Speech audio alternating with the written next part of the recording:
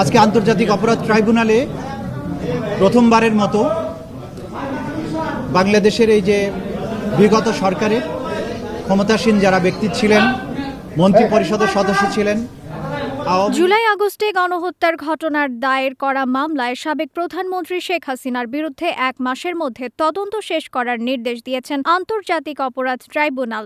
একই সঙ্গে আগামী 17 ডিসেম্বরের মধ্যে তদন্তের অগ্রগতি প্রতিবেদন জমা দিতে বলা হয়েছে। গণহত্যার মামলার শুনানি শেষে ট্রাইব্যুনালের চেয়ারম্যান বিচারপতি মোহাম্মদ গোলাম মুর্তজা মজুমদারের নেতৃত্বে 3 সদস্যের ট্রাইব্যুনাল এই নির্দেশ দেন।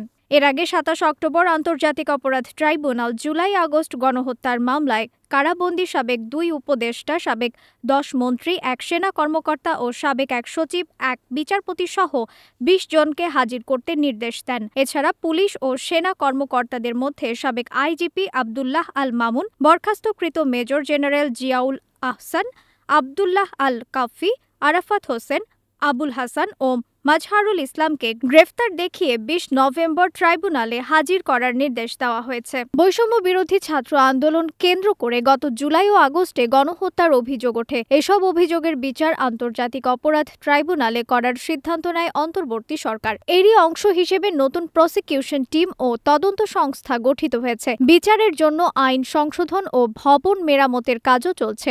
গণ অভ্যুত্থানের পর শেখ হাসিনা সহ আওয়ামী লীগ 14 দলের নেতা ও আইন শৃঙ্খলা রক্ষাকারী বাহিনীর সাবেক শীর্ষ কর্মকর্তাদের বিরুদ্ধে এখন পর্যন্ত গুম, হত্যা, গণহত্যা সহ 100-র বেশি অভিযোগ ট্রাইব্যুনালে জমা পড়েছে।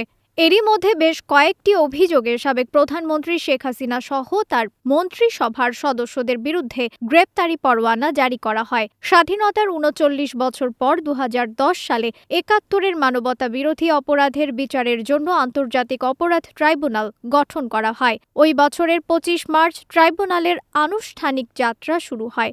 2015 সালের পর থেকে ট্রাইব্যুনালের কার্যক্রম অনেকটা গতি হারিয়ে ফেলে। তবে হাসিনা সরকার পতনের পর ফের ট্রাইব্যুনালের কার্যক্রম নতুনভাবে শুরু হয়েছে। রিফাত আরা ইসলাম, 21 সংবাদ।